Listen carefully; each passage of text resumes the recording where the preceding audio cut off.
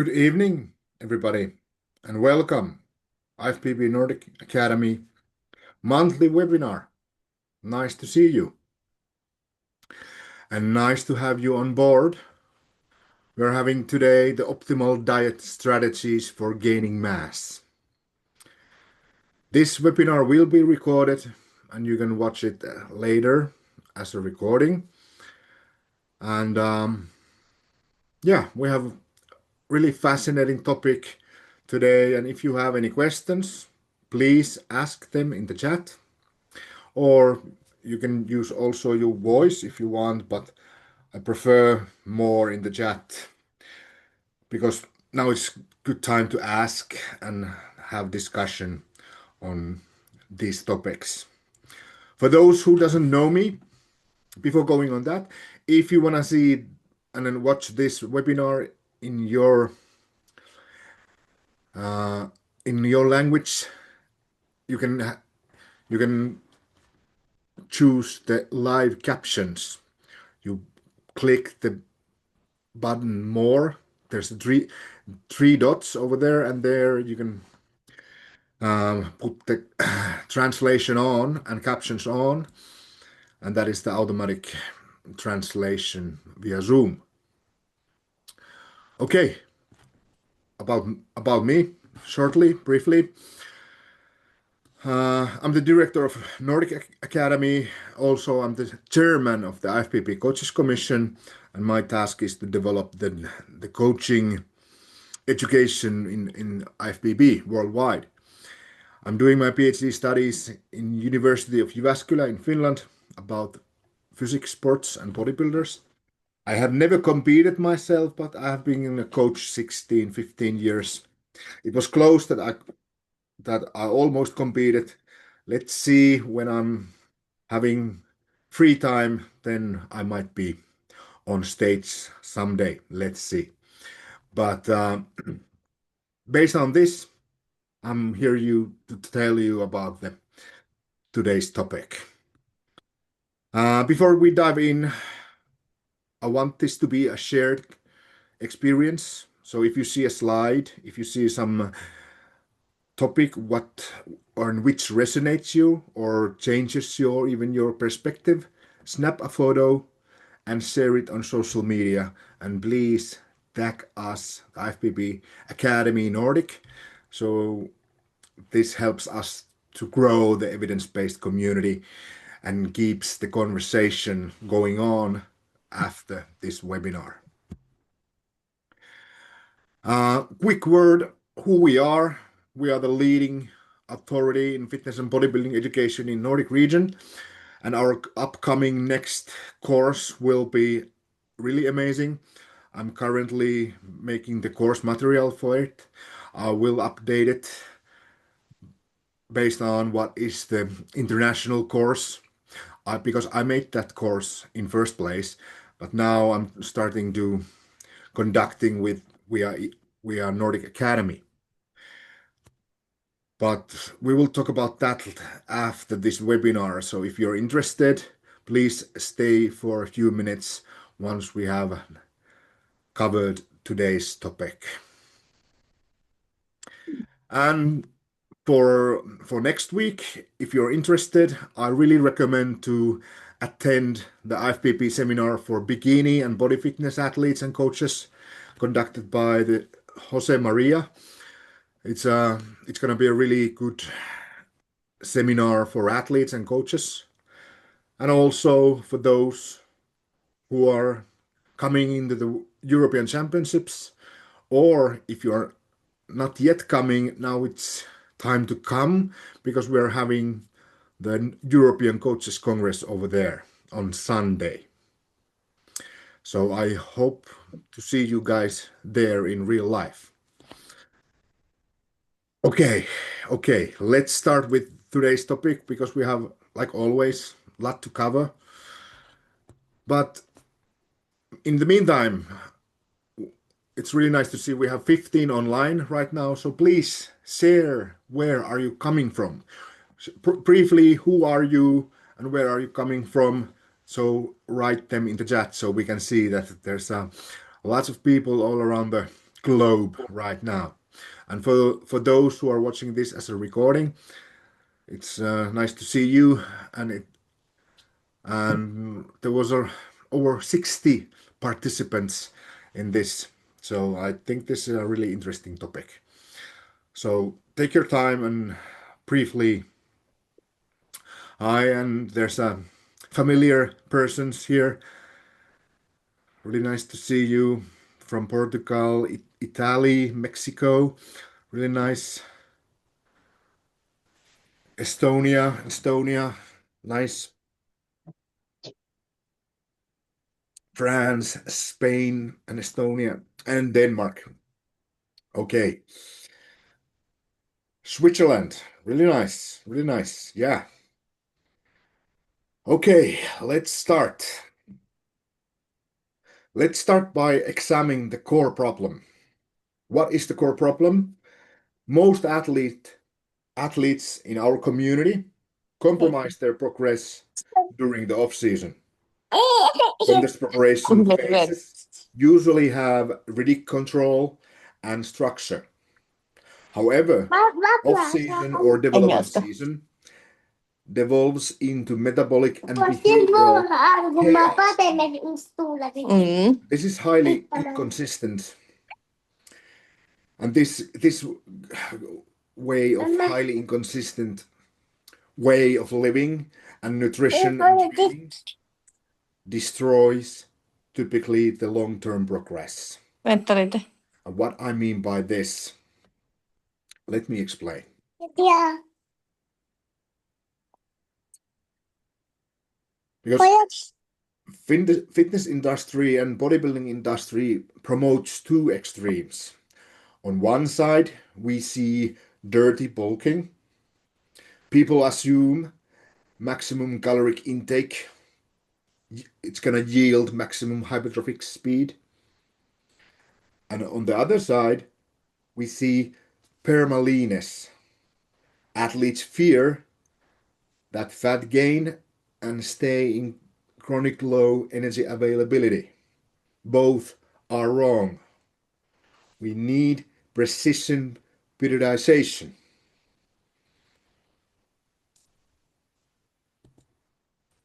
And because athletes swing like a pendulum between restriction and uncontrolled intake.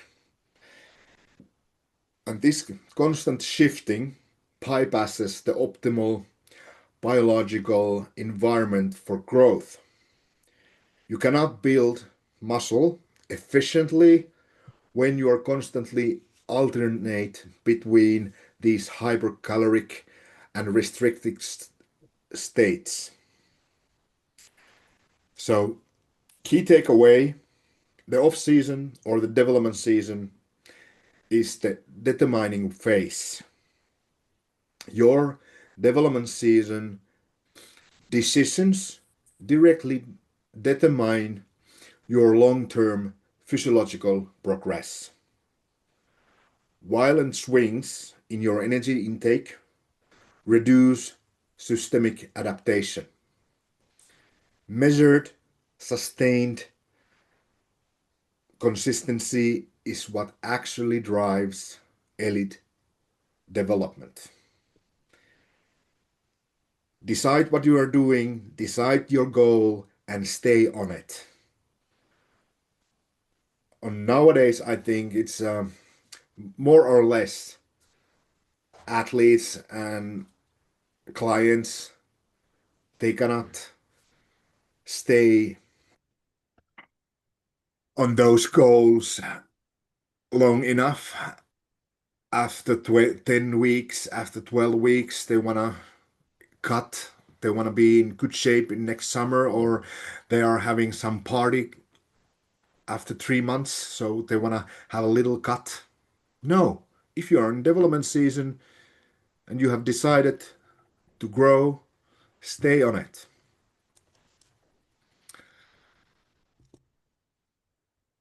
Okay, let's move to section 2 and address a major programming error. Because the core misconception is how athletes and coaches understand caloric surpluses. The common assumption, and like 5 years ago, 10 years ago, the typical assumption was that if you are in development season and you need to grow some muscle, you need to be massive caloric surplus. But now we know more, and that is not the case. Because many still assume that massive caloric surplus like 500, 1000 calories extra per day will linearly accelerate the hypertrophy. And this is an illusion because our body has biological limit. Energy ingested beyond your anabolic limit cannot be forced into muscle tissue. It only triggers a physiological alarm, and that extra energy becomes fat. Let me show you with this picture here. Because your body has a strictly covered preferences for what it can synthesize at any given time. There's a genetic ceiling for muscle protein synthesis. Once a moderate surplus, maximize that capacity, 100% of the remaining excessive energy is partitioned directly into fat mass. And there's a limit for muscle gain, even for those who are enhanced athletes, so-called. There's no there's no situation that body just can grow and grow. And this graph shows it nicely, the physiological reality. The muscle protein synthesis, once the muscle protein synthesis is bigger or there's more synthesis than breakdown, it also has the upper biological limit. And any surplus energy beyond this limit is stored exclusively as fat.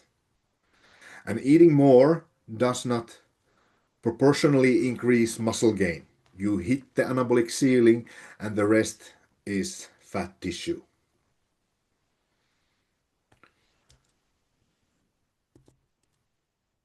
And let's look at the data. We have a quite recent study conducted by Helms et al. Of course, there's some caveats on that study, but there was a two group.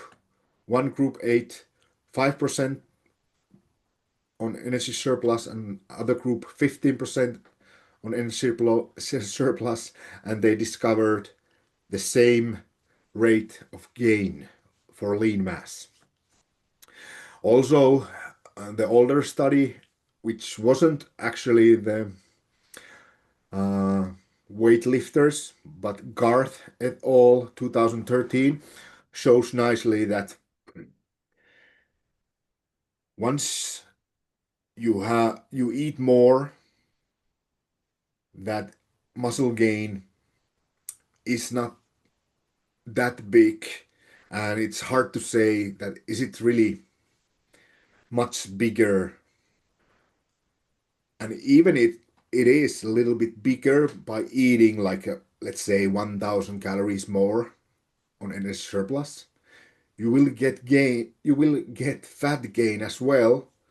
And if you are an athlete and you need to compete, that only means one thing, that your next competition preparation will be longer, will be more intense.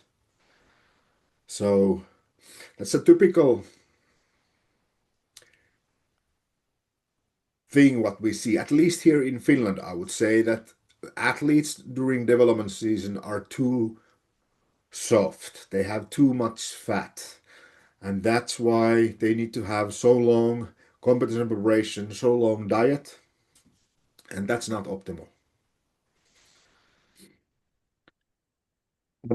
Based on this, this graph, a small surplus, like 5 to 10% above the maintenance, yields comparable muscle gain outcomes to a massive surplus. And the difference lies in fat gain. The smaller surplus drastically reduces the fat gain. Even, let's say it's a little lower gain of lean mass, but think about if you need to have 25-week competition preparation and it need to be quite intense, that you cannot gain muscle during that competition preparation because it's so intense. But once you are leaner and you start preparing for show, you can even gain muscle mass during the competition preparation. What we have seen in numerous studies that, yeah, that is actually possible to gain muscle even during energy deficit, even that is not the optimal.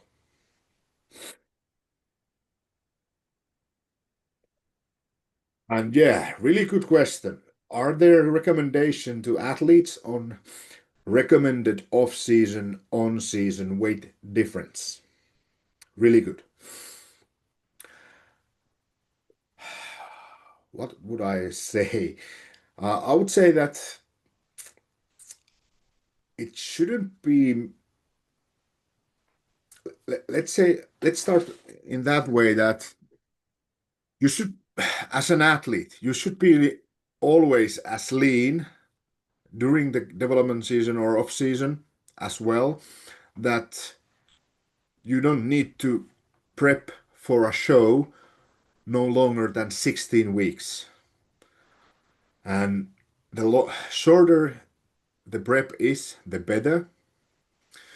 But in that kind of case, that once you are adequate on adequate leanness, but if you are too soft and then you're prepping only for 16 weeks, that typically means quite intense prep, something like 1% of or more, uh, losing body weight per week to get that competition shape and physique. So that is too intense. Okay, let's say so 16 weeks. So what it means in kilos. So roughly, I would say that you shouldn't be, and you shouldn't weight more than 10 kilos above your stage weight. And of course, that is individual as well. It depends on individual. For example, it's a little bit different situation for a 60-kilo bikini athlete than 100-kilo bodybuilder. But I think you get the point. And yeah, prep is not only dieting down, but also muscle gain. Yes, that is. And we see from numerous studies that it is possible. So yeah, 10 kilo max, including water. Yeah, on general basis. Really good question. Yes, really good. So if we get too fat, why that is problematic? There's a few major concerns. Yeah. For example, unchecked fat gain compromises our metabolic environment. It reduces insulin sensitivity, meaning that impaired nutrition partitioning at the muscle cell. Also, expanded adipocytes release those pro-inflammatory cytokines, causing systemic inflammation. And this creates a skewed P ratio, making future weight gain less efficient. That P ratio is one term how we can check or monitor and track that is the weight gain too much.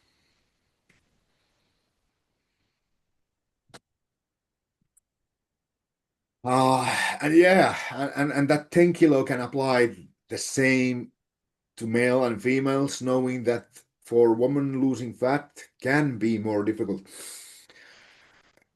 Yeah, there's actually two things there. I would say that yeah, 10 kilo is the same recommendation for both males and females as well. But I I'm not necessarily um, sign that it is harder for it's or prepping for a show or losing fat is more difficult for females. Not on my opinion.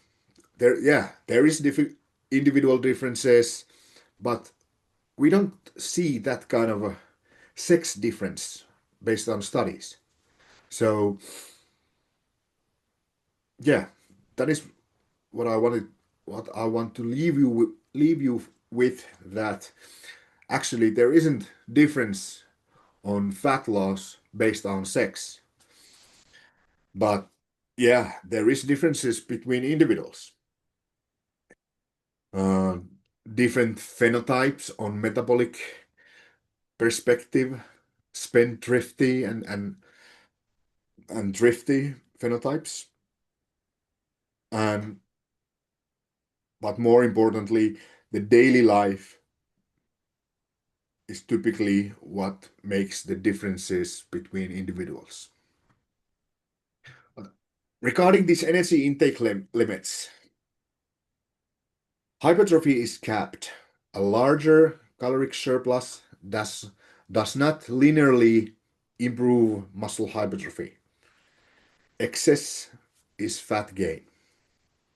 So energy consumed beyond the anabolic ceiling strictly increases fat mass. So you must operate in an optimization zone with moderate, highly controlled surplus.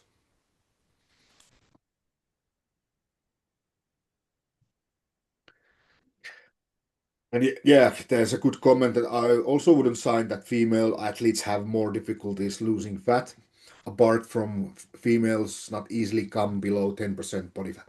Yeah, that is actually a good point and really good notion.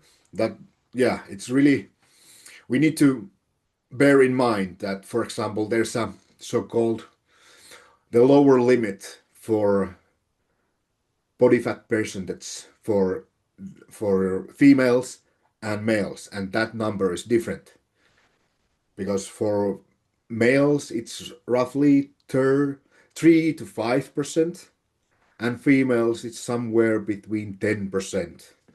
And for general rule of thumb is that body fat percent differences between sex is roughly 8. So it means that if male have, let's say, 18 of his body fat percentage, sorry, let's say male has 10. Yes, let's say male has 10 body fat percentage. So to female have that same relatively same amount fat means that females body fat percentage is 18 plus 8%. So that's also good bear in mind that there is differences between sexes on the baseline because females have more fat in their chest and also lower body. But yeah, really good discussion going on. Good, really nice. We are really talking the deep topics today. And yeah, really good point that monthly hormonal cycle also affects on the equation. Yeah. And what about the muscle gain in 4 months? In natural muscle gain, 1, 2 kilo per year. We will go on that. So please wait a little bit. Okay, really nice. Yeah. So the section 3, the programming error occurs when coaches implement aggressive bulking strategies. And these strategies overshoot the biological capacity for muscle synthesis. And the direct result is rapid, unnecessary increases in body fat percentage. And what I mean by this, the P ratio, what I mentioned, aggressive surpluses cause serious physiological consequences. Rapid fat gain reduces insulin sensitivity, and this degrades the B ratio, which impairs nutrition partitioning. And excessive fat gain alters the endocrine environment, and consequently,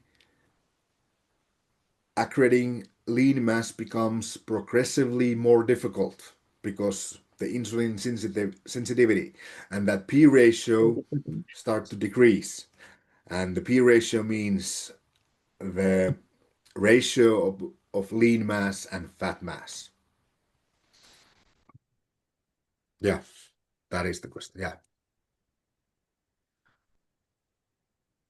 So if we have poor off season, that ruins your next dieting phase. High starting body fat percentage significantly increases the duration of your contest prep, often leads to 24 weeks or more even. And this kind of too long caloric deficit start to bring higher risk for lean mass loss. Mhm.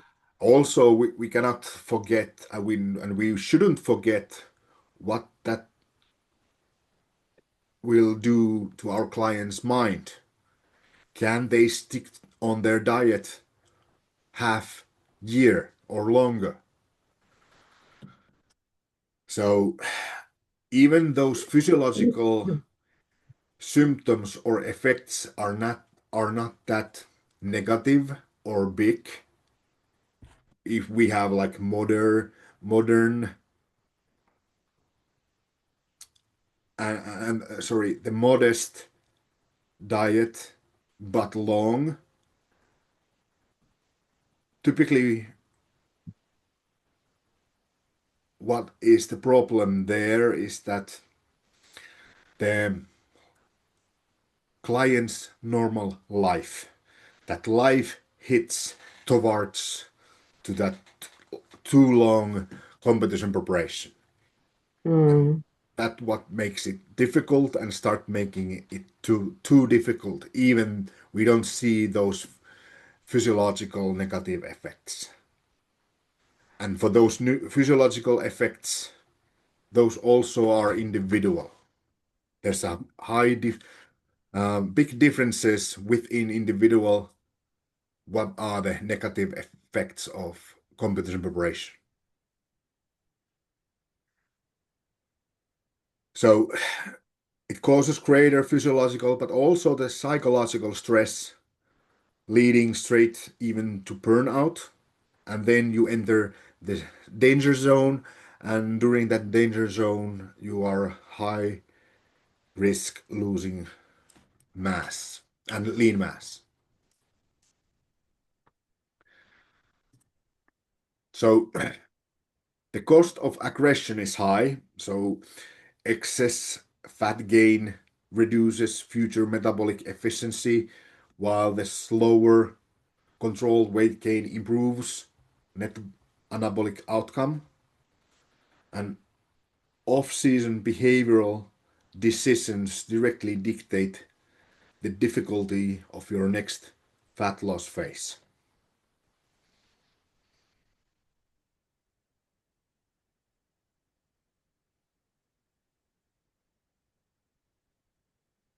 So you are just testing quick and hard instead of subsequent but longer preparation. If weight gain is not high, prep is not focused on deficiency at the beginning. Uh, yeah, really good question. I, I wouldn't categorize or I wouldn't say that either because it always depends on the situation. But what I'm telling you here that when we are talking about the development season, the off season, then be sure that there isn't too much weight gain during off season or that weight gain isn't too aggressive because more or less if you have those two or even only another that will affect on your next fat loss phase. And Mhm. regarding the fat loss, what is the recommended uh, loss of weight? So that is the 0.5 to 1% of your body weight per week. And you shouldn't 1% per week. lose your weight quicker than that. And on this section 4, I I think you get few points. Why, for example, too lean or too aggressive diet is bad. But let's focus on this um, off season. So for those who struggles with chronic leanness, who fear gaining weight, and believe me, there's a quite many of those. Those Yeah. athletes who whose competition preparation and competition season is over, and they should start to recover and shift more or shift towards to the development season. They can fear of gaining fat because they don't want to lose that lean physique what they have Mm. achieved during 6 month competition preparation or longer. So common myth says that staying stage lean year around improves insulin sensitivity and muscle gain. And that is false because extreme baseline leanness provides no advantage for fat-free mass gain. Mm. The Yeah. scatter plot here clearly shows no correlation between baseline leanness and hypertrophy, and that Bermalin approach causes metabolic mismatch. You have extreme training output paired with minimal energy intake. Those individuals refuse to titrate calories upward despite escalating development season training demands. Carb phobia, aesthetic trap leads to Mm. systemic failure. So Mm. attempting to maintain that lean 360 days a year limits the physiological potential. Mm. That's Remember, logical. that should be reasonable, not too Yeah. much, not that kind of a uh, typical bulking what we used to think. And yeah, really good question. What body fat percentage of leanness would you recommend, if not stage lean, to stay around in the off season? Really good question. And I must say, we don't have that kind of recommendation based on studies. We don't have that kind of a body fat reference values. Why? Because it's really hard to determine that kind of values. It's so individual. But I would start from there that to have at least that or have at least that amount fat, sorry, that your body works sufficiently. Your hormonal levels are normal, your gut works as normal. When you are a female, your menstrual cycle is normal. For males, you have normal libido, and your Mm-hmm. morning wood is normal, and everything is normal. That is the environment and the situation that you know that, okay, this is healthy. Now my body works as it should. And yeah, we have this concept of this kind of body fat. What is that? What is that? That totally, I lost it. The the concept of that we have this kind of predetermined body fat percentage, and our body always want to uh, become back on that specific body fat percentage. I don't believe that there's this kind of a, if someone recognized that term, what I'm trying to find here, they this so please write it in the chat. But first of all, I think that the body fat percentage in overall, that is just cause of our way of living. And I think that is the foundational thing. If you are lean and so like normally lean, it means that you are physically active or you don't just eat enough. And when you are obese, it typically means that you are not that physically active. And that is how I think that that is in the baseline. So if we want to have some and remain some body fat percent or exact body fat percents, like females somewhere between 15 to 19 and males 12 to 15. When you are in that body fat percentage and your body works sufficiently, then it's good.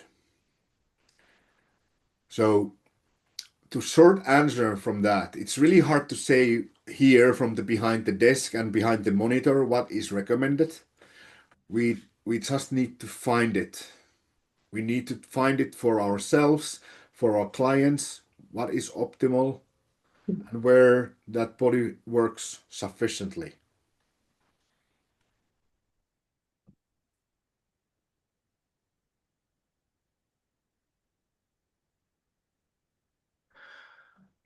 And yeah, actually that is a really good point.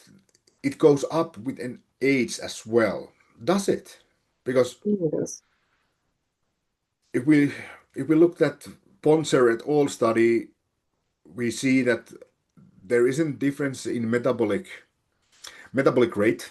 The rate remains the same whenever you are 20-year-old or 60-year-old. And typically the differences in metabolic rate is just in physical activity in those. But of course, we cannot forget that yeah, our cells are aging and maybe the insulin sensitivity is a little bit different when we are older and we have that anabolic resistance. We know that we need once we are older, we need a little bit more protein to get that same muscle protein synthesis, for example. But regarding the body fat percentage, I wouldn't say that that kind of normal range that changes. So just to highlight here, like I've always said, and I will continue saying, so why bodybuilding is so good sport for everybody because it's not it it is not race racism or racist sport like endurance sport, because we know that endurance condition will decrease over once we get older, and that is just a physiological aging. But for when we're talking about muscle building and fat loss, there's no such a thing that age is limiting factor for that. But really good questions here, and really good discussion, because like we see here, it's not that black and white. Okay, let's continue with this. So remember, once we want to optimally gain muscle and we are on development season, we need to be on energy surplus. But that energy surplus doesn't need to be that big that maybe we used to think or thought. Because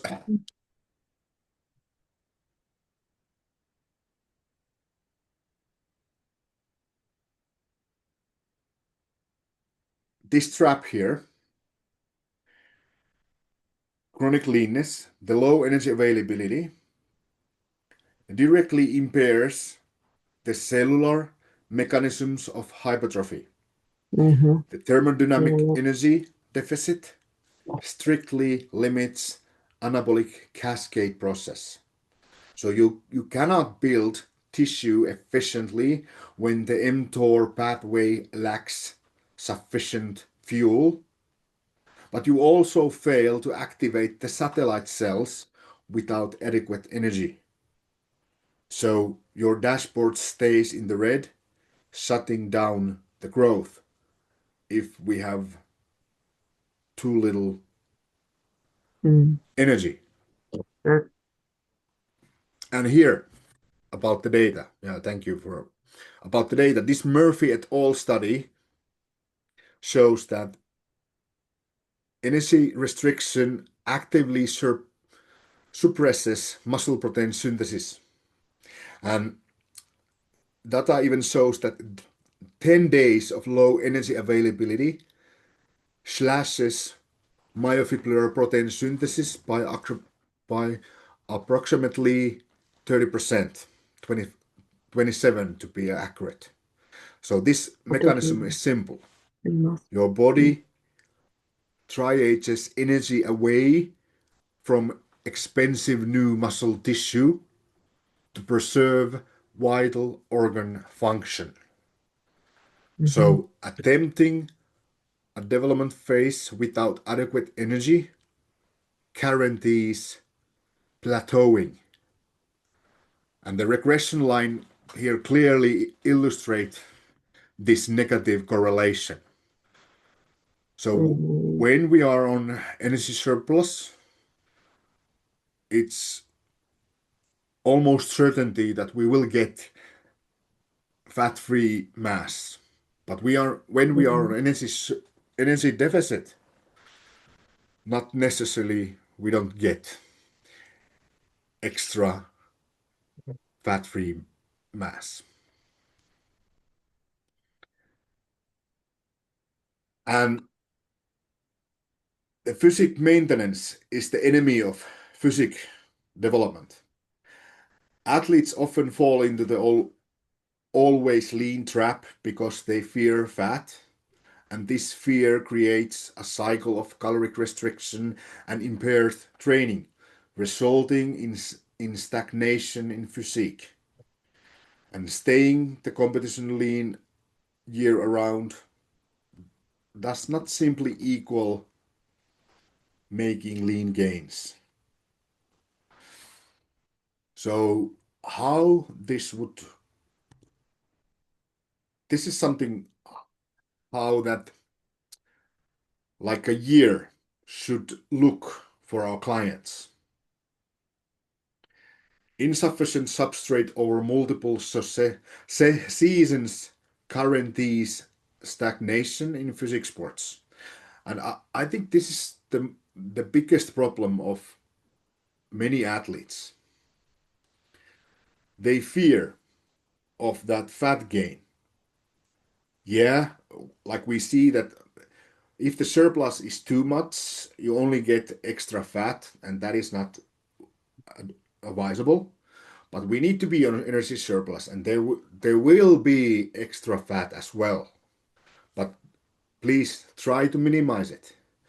But overall, that like year should look like this. That athlete A here embraces the growth season, cycling through growth and cutting phases to reach significantly elevated baseline. Mm-hmm. So if the athlete A starts here but ends here, so this is a quite big difference. While someone who afraid is fear of fat or wants to be stage lean year around typically remains the same.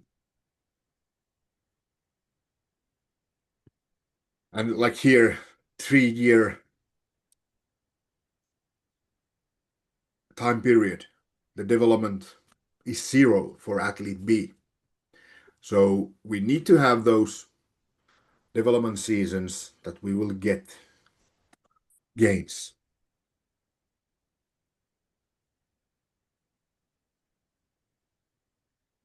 I mean, in the maintenance for my body being so used to stable weight that it doesn't want to gain, what would you advise for active to athletes?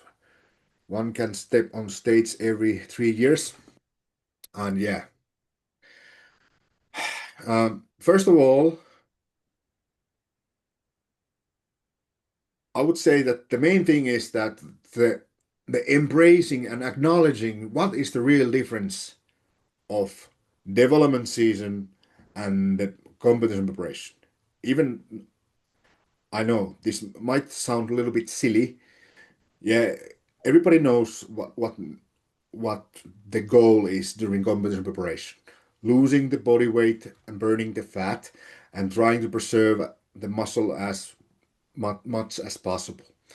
But during the development season, we need to have those times that we actually gain weight and there will be a little bit excessive body fat, and then we can have like a mini cut, like here, cut one, mini cut to refresh the body and like tweaking that body fat percentage a little bit lower, Mm-hmm. Mm-hmm. and then remaining that baseline for some time and then starting again this kind of a growth phase. And yeah, we will get on that. Hold Mm-hmm. on. How long? How much we can gain muscle per year, and how much you could expect. For that, I must say that actually we don't have enough studies for this, Mm, and we only have good logical reasoning based on current studies. But I have some numbers, yes. On this, let's not go on this. We because this is typically after show that after show, if you are not increasing your energy intake enough in first place, you end up being calorie deficit. But here, remember that the thermodynamic baseline dictates everything. The muscle tissue cannot be optimally built in thermodynamic deficit. So your energy intake must explicitly match and exceed the training demands to facilitate that tissue accretion. So the scale must tip upward to optimally gain muscle. that's logical. Before going on those rate of gain, few words about macronutrients. Because now we have discussed the something like the metabolism, the overall guidelines, the big picture maybe. So energy surplus is not enough. The macronutrient distribution matters. You need the correct balance to support muscle growth, recovery, and hormonal function. So a structured macronutrient balance is the foundation of your plan. Let's start with the protein. During Mm, development season or off season, protein requirements is recommended 1.6 to 2.2 grams per kilogram of body weight and spreading this evenly across meals. And during the energy deficit competition preparation, we know based on that new study, Refalo et al. From the last summer, that even 3.1 gram per body weight is recommended during the energy deficit. But let's not go there. So the main thing during development season, we don't need that much protein than during the fat loss phase because carbohydrates have protein sparing effect and yeah, really, really good high protein nutrition is not detrimental of your for your kidneys when we are talking about healthy people. We have that Antonio et al. Study showing that individuals ate 4.4 grams protein for 3 months, and after 3 months, they didn't see any negative effects on kidney, liver, or blood lipids. So I would say that that is something what we can forget. That's a myth that is detrimental for your kidneys.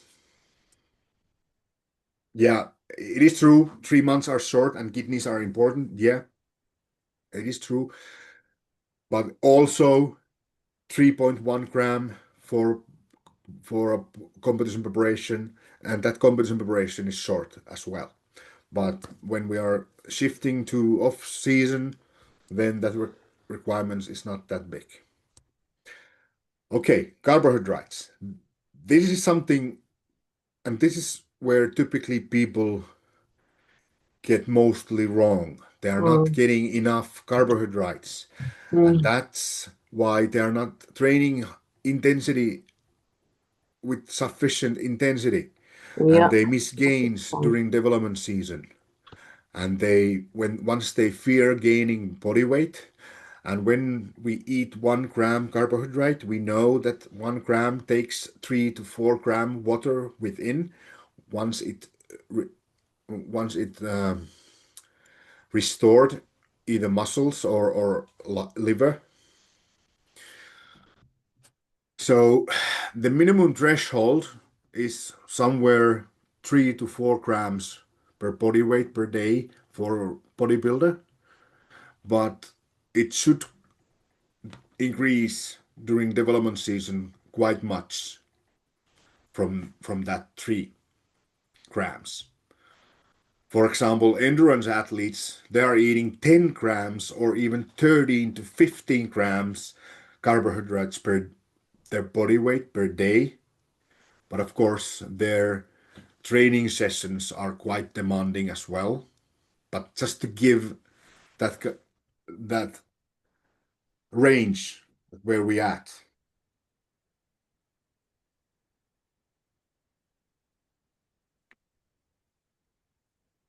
Yeah. And yeah, about that additional loading factors for kidneys. And none of us have naive kidneys as we age. Yes, that is true. A really good point. Yeah. And let's not forget fat. Fat supports hormonal function, establish the hormonal floor, and you require essential fatty acids also, Mm, omega 3s, omega 6. And also, it's really important to avoid excessively the low fat intake, especially during the off season. If the competition preparation typically involves very low fat intake. There's some study showing that upper limit for fat intake is somewhere 1.8 grams per body weight or 1.6 grams per body weight. But my recommendation is 1 gram to 1.5 grams per body weight is good for off season. And yeah, how could I forget the fat? It seems to follow me whenever I go. Yeah. And it's everywhere. Yeah. So about that macronutrient distribution, this person that's these are quite old-fashioned, and we don't use these anymore, these recommendations. But just to give you the hint, but I always start. I have that slide how you should as a coach, how you should plan your meal plan to your client, and how do you start. But overall, the, remember, there is no one size fits for all approach to sports nutrition, like in any topic as well. But especially in nutrition, we need to individualize. Higher training volume demands higher carbohydrate ratio to fuel the output, and your body composition goals dictate the magnitude of total caloric intake. And lean recomposition differs from an aggressive surplus. And finally, account for individual metabolic responses, satiety levels, and insulin sensitivity. Hard gainers require different protocols than easy gainers.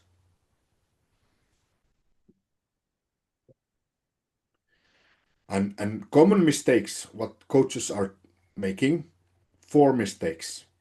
They overemphasize the calories and ignore macros. Second, they prescribe insufficient protein intake or too much protein intake. And then your clients start to struggling with eating enough because he or she is just feeling satiety because getting too much protein.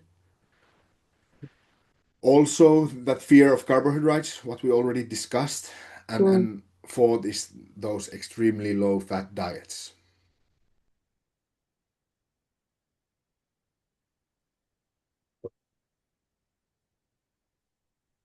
With 20 to 30% of fats, you are not adding any additional fats. Cook on water, etc. All comes from nutrients themselves. I eat so since decades. Yeah, that is true.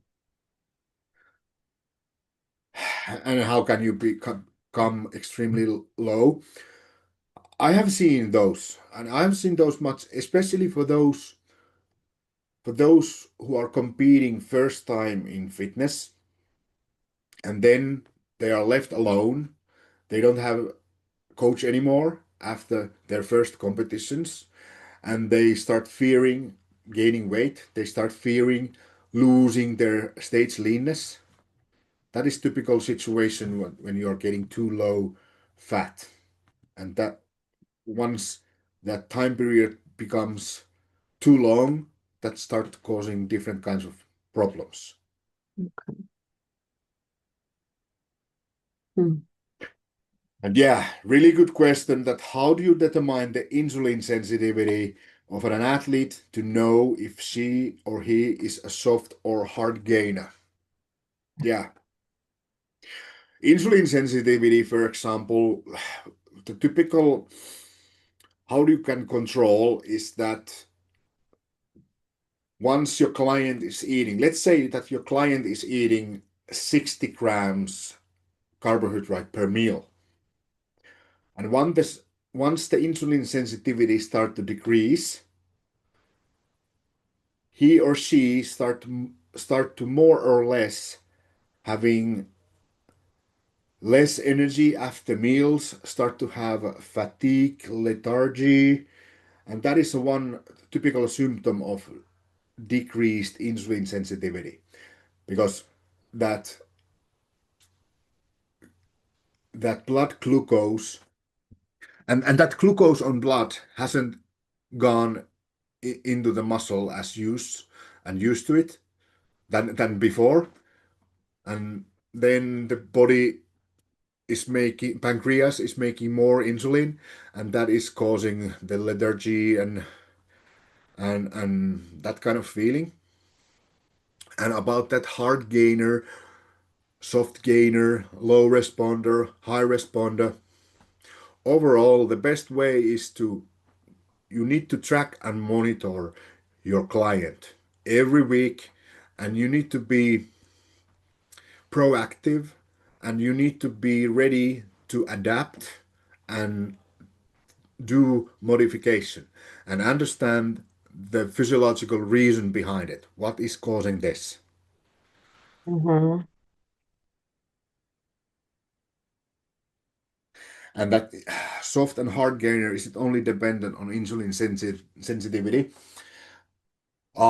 Really good question. First of all, it depends on the literature and who is defining that. I would say that overall, let's make one thing clear about this. For example, let's say that we start we everybody we start the energy surplus on next Monday, and we start 1 year muscle gaining phase. And typically that 1 year is the longest what you should have for off season, not longer than that. Why? Because we are getting everyday energy surplus. So gradually it start to decrease our insulin sensitivity a little bit every day. So after 1 year, we have decreased our insulin sensitivity quite much. So that's why it's recommended to have at least 6 to 8 week mini cut to refresh your body and restore that insulin sensitivity. But also remember, it's not that black and white also, because once we are able to gain more muscle, then our insulin sensitivity gets better. Yeah, clear, of course. But for typical, um, let's say, typical situation, and this is how the enhanced athletes, what they are experiencing. Let's say we have a bodybuilder, enhanced professional bodybuilder, who are using excessive human growth hormone. No, that's something else. And once someone is using human growth hormone, they need to use insulin as well. Because why? Because Mm. human growth hormone that promotes lipolysis and promotes the the triglycerides to breaking down for free fatty acids. So what it means that there's extra energy in the blood over time, and that's why they need also excessive insulin to put that extra energy inside the muscle, and if they are not using the extra insulin, that extra energy goes straight to the fat, and that's why their insulin sensitivity decreases. And yeah, that is a definitely different case when you are a professional athlete. But just to give you the idea here that if we have too long off season and getting too much energy all the time, our bodies start to get used to it as well.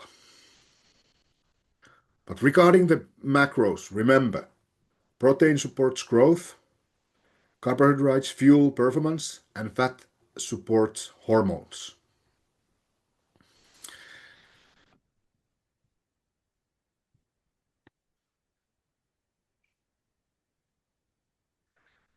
Nutrient timing means strategic distribution of nutrients across the day. Focus on training related nutrition. And this approach affects performance, recovery, and adaptation as well.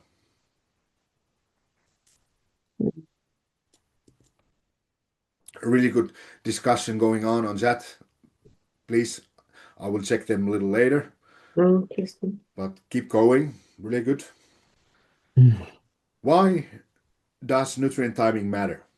It helps regulate energy levels. It supports intensity and volume of training. And also timing enhances recovery process and optimizes muscle protein synthesis.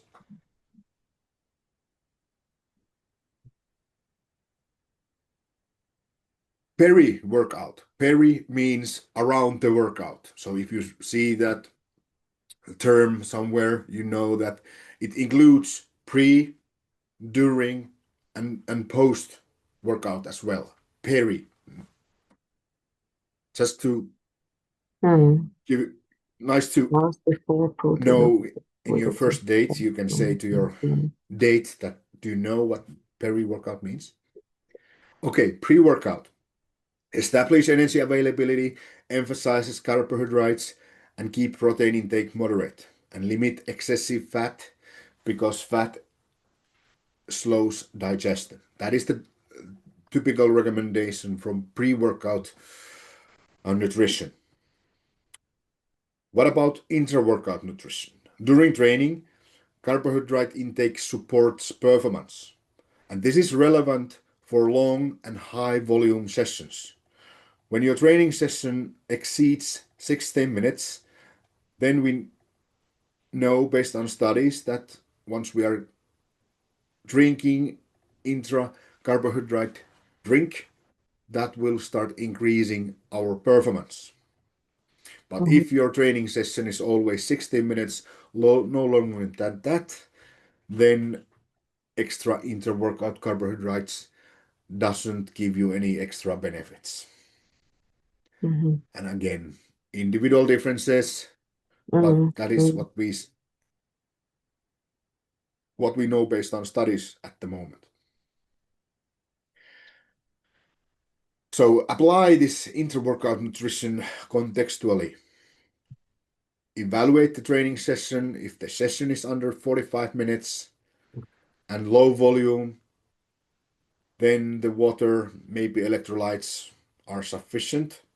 But once it exceeds 45 minutes or 16 minutes and has high volume, and especially when it involves twice a day training, then it's recommended to sip 0.2 to 0.4 grams Okay. carbohydrate of your body weight during that training session. And it's really good place during the off season to get extra energy. But when we are talking about competition preparation, then I wouldn't waste my calories during drinking intra-workout carbohydrates because then I would like to eat all my calories. Post-workout nutrition targets recovery and adaptation. Consume protein to stimulate muscle protein synthesis. Consume carbohydrates to replenish the glycogen. And the timing is less critical than total daily intake for protein, we know, but it remains beneficial. And especially there is anabolic window Mhm. for carbohydrates. For first 2 hours after training session, muscles are more sensitive taking carbohydrates in. So you really should use that time. Okay. And of course, because no one lives in vacuum, and this is also not a single process, what happens in the body, we need to take consideration our gut. And that's why I always recommend taking post-workout drink whey protein, because once you have done really high intense workout at the gym, let's say like a leg workout, 600 reps, giant sets, and so on. So after the training session, it will take some time that blood from working muscles come back to the gut and around stomach, and your nervous system and parasympathetic nervous system start to become dominant, and then you are more like rest and digest state, and your body is then ready to digest the food, and it can take some time. Mm. It depends on the training intensity. But once we are taking the drink as a whey protein, that doesn't demand nearly nothing from our gut to digest and absorb, and we are able to get energy in the system, so called, and we start that recovery process. Even we have only one study showing that post-workout drink is beneficial, but especially when we are talking about off season, I really recommend taking post-workout drink, and then after 1 hour, one or 1 hour and a half, you have the complete meal. So about the protein pacing and meal and the macronutrient distribution, spreading protein evenly across the day overcomes the refractory period of muscle protein synthesis. And this maximizes the daily anabolic opportunities. Eat meal containing 0.224 to 0.4 grams per body weight, or even that recommendation is like in some Murphy et al. Studies, it was 0.55 grams per body weight per meal. So it means 100 kilo individual should have 55 grams protein.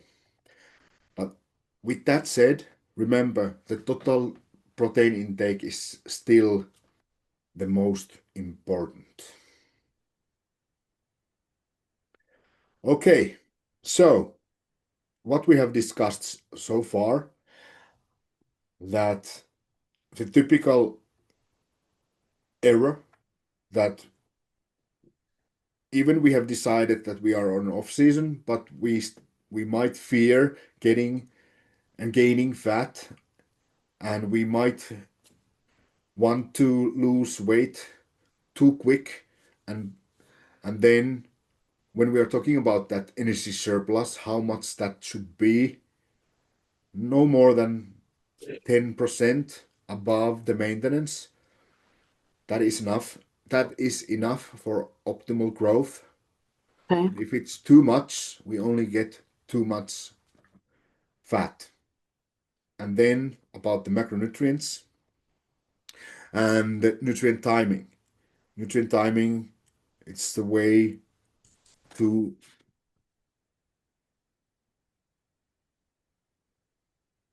gain and have better performance. Regarding post-workout protein versus carbs, assuming sufficient daily protein, would it be more beneficial on hypertrophy focus to take in glycogen compared to whey to refill muscles?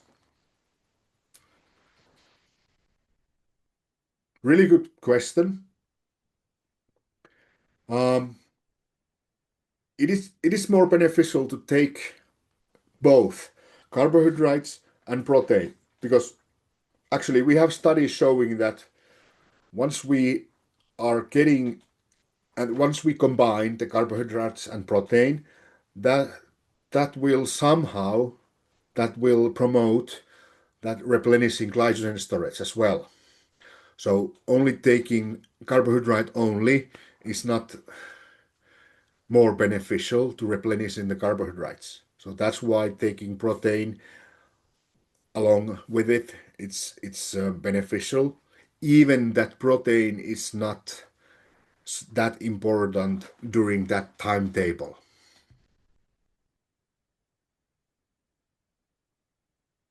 But in case of maximizing muscle gains, if we compare fulfilling the total requirement with evenly spaced versus not evenly spaced, the evenly spaced method would be marginally better, right? Due to 3 to 5 hours of muscle protein synthesis spike and duration after eating, right? Yes, yes, yes, because for example, this, let me explain with this. In fat loss phase, it doesn't matter in fat loss that are we taking protein five times or 3 times. If we are on energy deficit in both cases and the energy deficit is the same, only what differs the number of meals, there is no differences. And like I told you, we don't have enough studies about off-season or development season. But when we logically reasoning this, so this is the baseline. We eat protein, so it takes some time to digest and absorb. So we get elevated muscle protein synthesis spike. And it's remained elevated roughly 3 hours and it start decrease over time. But if we here after 3 hours, you notice my tree, we eat another, so we get another spike and another, and if we get these 5 times or compare 3 times, which one is more anabolic? I don't think I need to say that. So the more you get, like I told you that at least is the anabolic opportunity for anabolic. So that's why it's recommended spaced on 5 meals.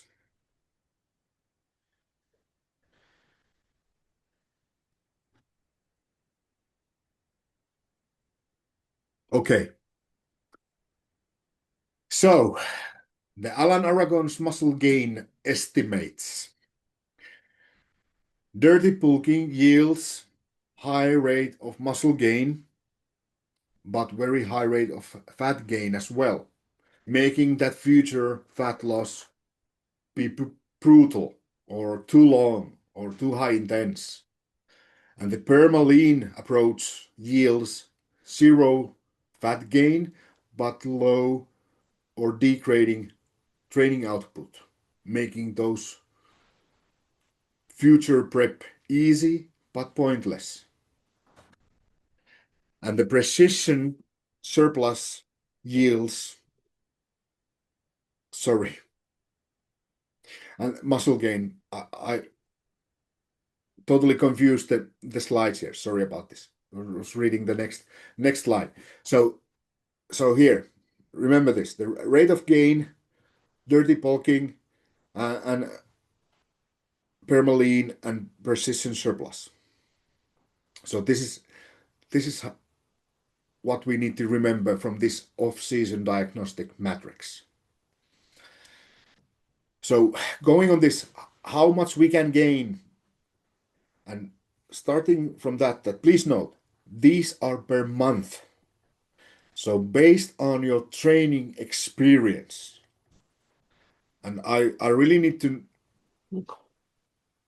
and please note that these are more or less anecdotal because we don't have enough studies regarding surplus. We have some overfeeding studies where we can see that that excessive surplus isn't any useful. So if you are a beginner, let's say under 3 years of training, and that progressive overloading sufficient training, then the recommendation for total body weight per month is somewhere between 1% to 1.5%. While the more advanced trainer you are, plus 10 years, then that total month weight gain per month is quite small. But let's say if we are able to get that 0.5% per month, let's say that's 500 grams, it's still 6 kilos in 1 year, and it's quite much in 1 year.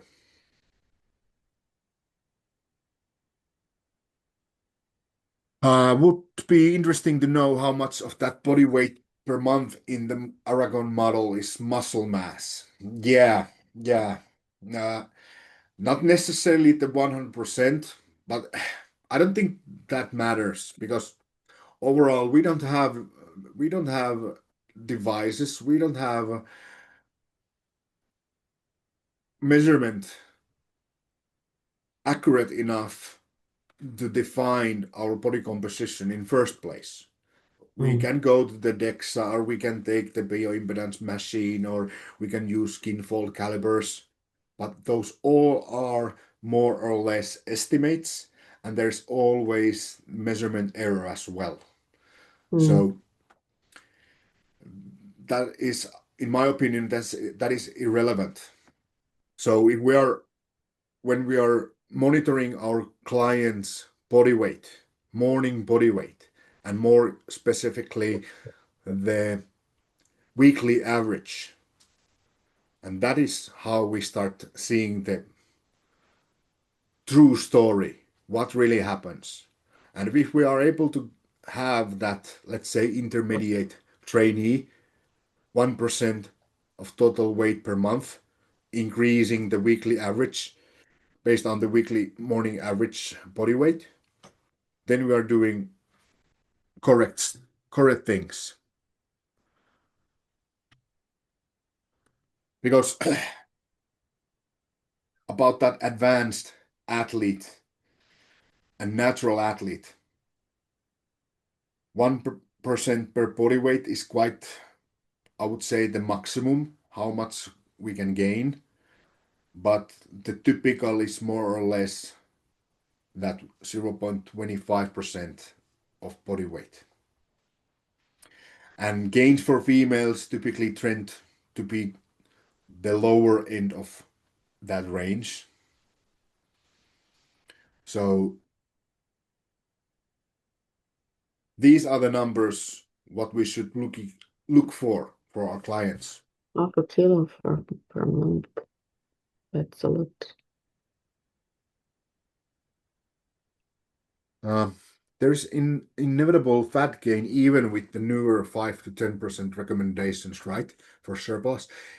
Yeah, there is. Let me show you this.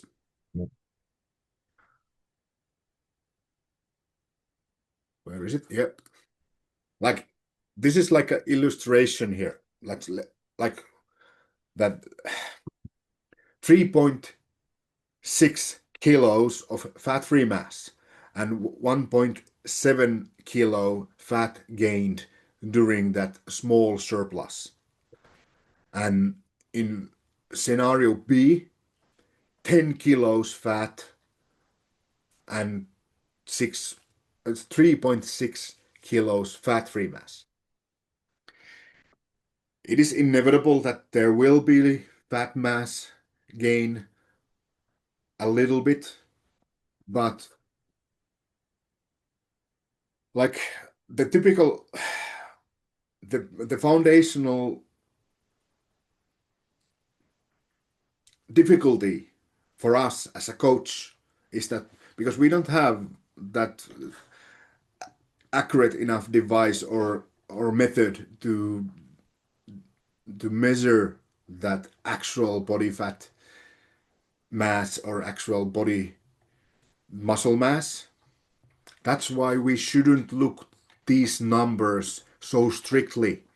We need to put those numbers in context and especially put those numbers into practice, and especially in the context our client. So let's start to conclude and integrating this into practice. So combining the calorie surplus, macro balance, and timing. Build a structured daily nutrition plan. Then you monitor performance and recovery. And third, you adjust using the progress markers, whatever those you are using. And how do you start that diet strategy? Workflow is a 5-step process. Step 1, set the goal and target rate gain. The weight gain, like 0.5% of body weight per month or per week. Okay, per week is quite aggressive for beginner. But step 2, calculate calories. Establish the target calorie surplus. Anchor protein. Secure flat floor. And step 5, fill all the remaining calories with carbs to maximizing the training fuel, and step by step try to increase those. And how does it look for an 80-kilo athlete? Protein somewhere 160 to 70 gram, which equals roughly 2 grams protein per body weight. Carbs 300 to 400, and fats 60 to 80 grams. And then you track the weekly trends, you monitor the composition, you gradually titrate, and you prioritize the consistency. Never make drastic jump. Visually satisfying and making those sustainable progress. So the final words: respect the anabolic ceiling, that just eating all of those proteins, like in one meme, where the Schwarzenegger ask, or the you ask that how much protein we must eat, and Schwarzenegger answers that all of them. Remember, there's an upper limit, and avoid that aggressive bulking. But on the opposite, reject that chronic leanness as well. Optimize the macronutrient distribution and calibrate and monitor.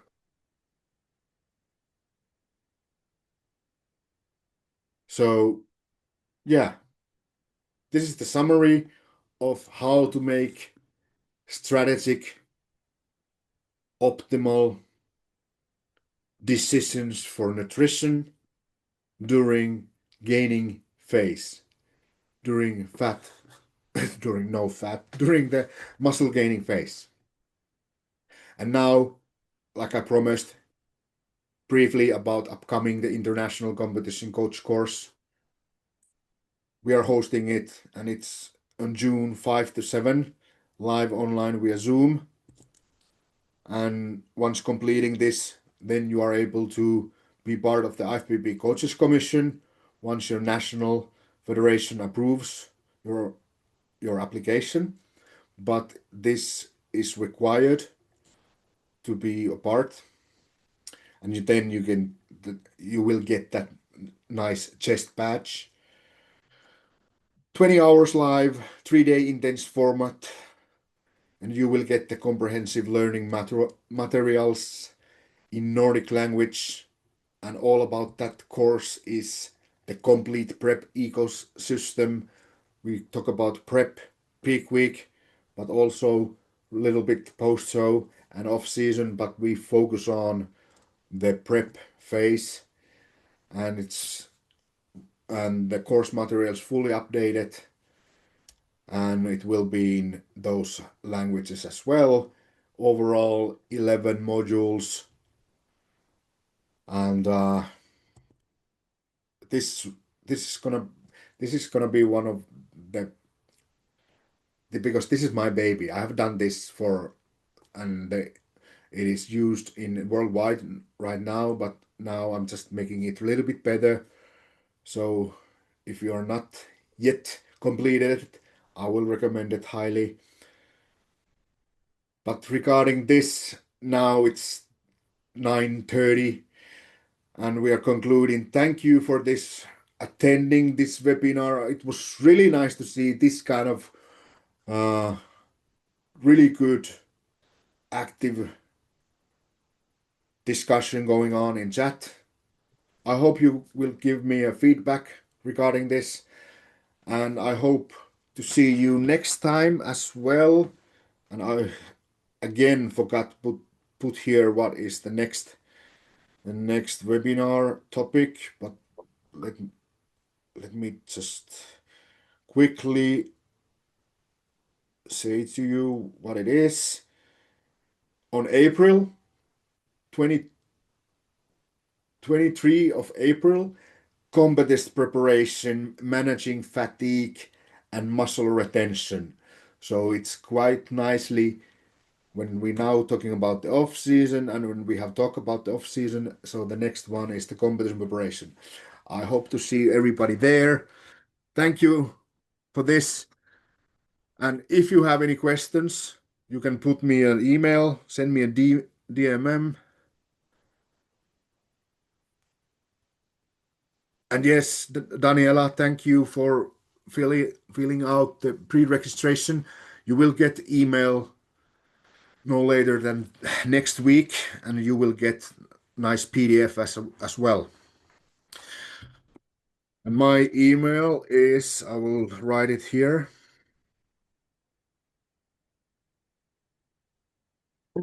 So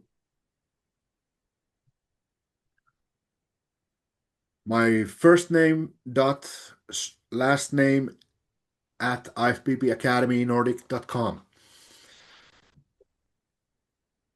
Yes. Okay. Thank you. Thank you for this and have a good evening, everybody. And tomorrow, have a good weekend. In Finland, we are having our competitions on Saturday. So see you there who is participating or just going there. Thank you. This session is over.